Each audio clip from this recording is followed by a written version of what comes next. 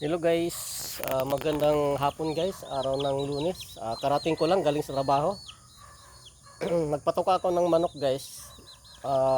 Nawala yung ano ko, yung tandang kong kulay pula. Nawala.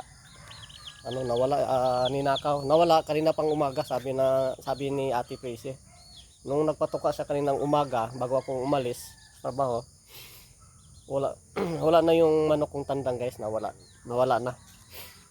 Ninakaw na yung manok ko. Kasi ang manok ko kasi guys, laging napunta doon.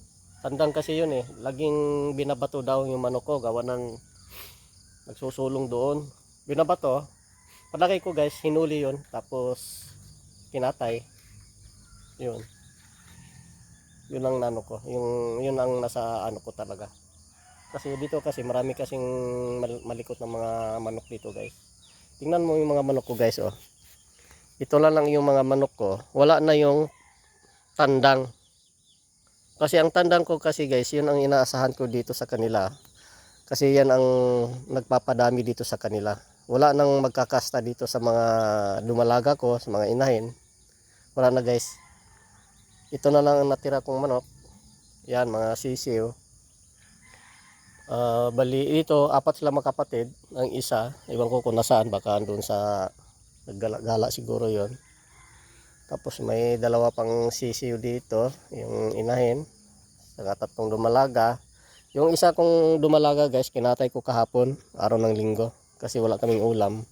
Tapos yung pinakananay nila, andon, naglimlim. 11 ang itlog. Pero ang walang wala dito guys, yung tandang kong pula. Wala na.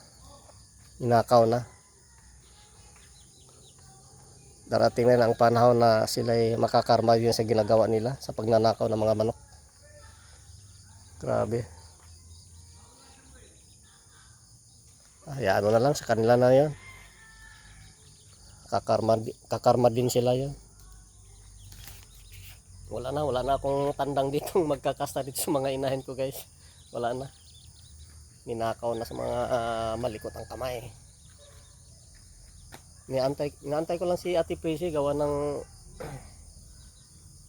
pinabili ko ng tinapay at saka kape.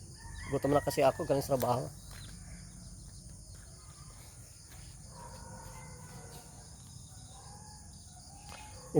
Imposible kasi nawala kay isang manok kasi yung kanina pang madaling araw nagtutulaog pa yon.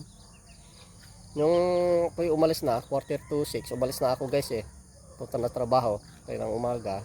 Nung nagpatukan na si Ate Prissy, ang nawala yung pula, yung tandang ang wala. Sila lang dito kay ng umaga, pero yung ang tandang wala. Dito lang yung ang tandang wala. Nagpatuka siya, umiikot siya, napunta sa roon, kabahayan, wala daw, pati doon sa kabila, wala. Kaya na sa kanila na lang yan. Inaantay ko lang si Ate Prissy. Nasa labas, bumili ng kape at tinapay.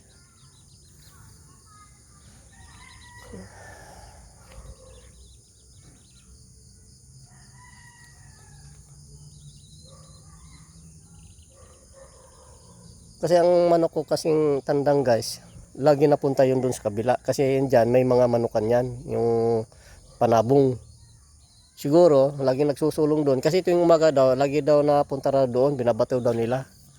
Baka mamaya, baka hinuli nila, tapos kinatay, ganon. Yun ang suspect ko talaga. Lagi daw napupunta daw doon, binabato daw lagi daw manok ko. Kinatay na nila yon. Wala namang kwenta ang mga tao dyan, mga kapitbahay namin. Dapat kung hinuli nila ang manok, dapat nagpunta sila dito. Sabihin na lang nila nga, ate, kuya, yung manok ninyo nagsusulong doon sa manok ko. Dapat itali na ninyo tong manok. Kaya hinuli kong manok. Kaya ipatali ko na lang sa inyo. Kasi lagi nagsusulong doon sa amin. Gawa ng manok ko. Ganun sana. Pero yung taong mga salbahe, mga tarantado, yan. Hinuli yon, kinatay.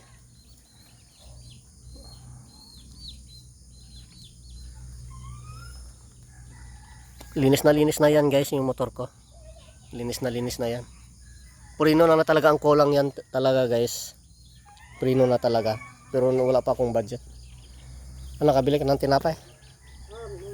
Ayan. Wala nang Spanish bread?